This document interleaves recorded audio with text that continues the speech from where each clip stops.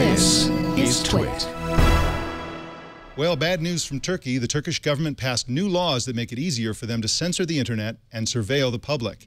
The laws have triggered both outrage by opposition parties and protests in the streets of Istanbul. They also allow the Turkish equivalent of America's FCC, called the TIB, to block any website without a court order, and it also requires internet providers to store all user activity data for 2 years and hand it over when requested by the government. Joining us to talk about this is Özgür Ukan, a writer and teacher who works at Istanbul's Bilgi University. He's Skyping in from Paris, France. Thank you so much for joining us, Özgür.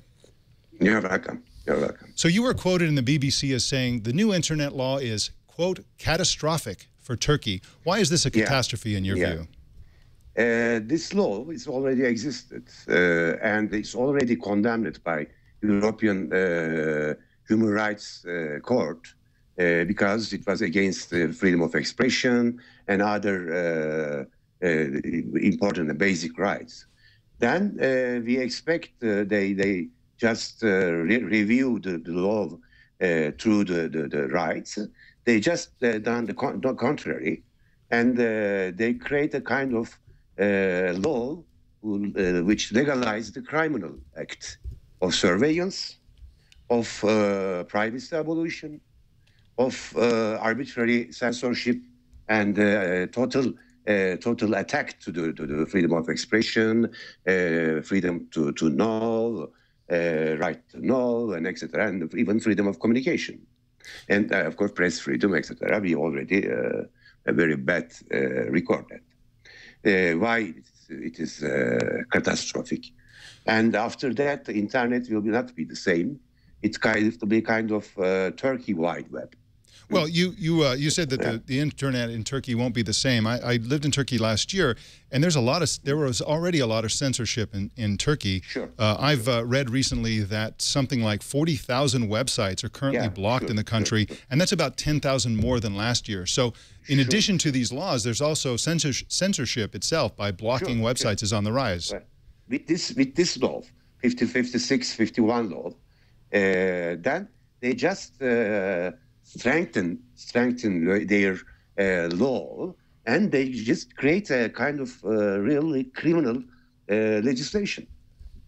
It's a surveillance state and arbitrary censorship. And it's against internet economy, etc., etc. There's very, very big problems with law. How do you think this will affect Turkey's prospective membership in the European Union? I think this kind of we already the country we just prison the most journalists. We have the very, very bad records about censorship, about a lot of things. Then internet, beside internet, we have a lot of problems. Internet was the really only alternative, especially social media. Because in Turkey, traditional media is totally governed by the government, economically and politically. Then the last Gezi resistance proved that without social media, there is no real right to know in Turkey. There is no real media. Prime Minister Erdogan famously called Twitter, quote, a menace to society. Will the law also allow more government control of social media? Sure. This is their real concern, because I call this law also as a kind of panic shot, okay? Because government panicked now. There's a lot of political stories and a lot of even the theoretical game theories, etc. in Turkey. Then its law also is against leaks, because social media is the main platform. A lot of people share the leaks, like the Snowden leaks, etc. They put somewhere, like Pastebin, etc., these kind of platforms, and they publish the links through Twitter, etc., etc. Sorry. Then they panic with why this law gets out too, and also like United States, like Snowden leaks and the NSA scandals. In the United States, they do that secretly, and you cannot prove really these anti-constitutional scandals. But in Turkey, with this law, they just legalize this anti-constitutional crime against constitutional rights, against the whole international conventions we signed as state, etc.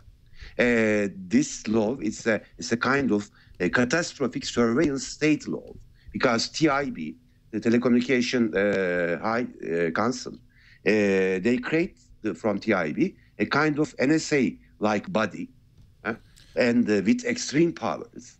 They can easily arbitrarily censor everything, and they can this kind of things.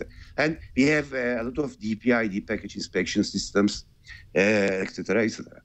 Well, thank you. I want to thank you so much for taking the time and late in the evening there in Paris to join us and explain and give your perspective on some of this.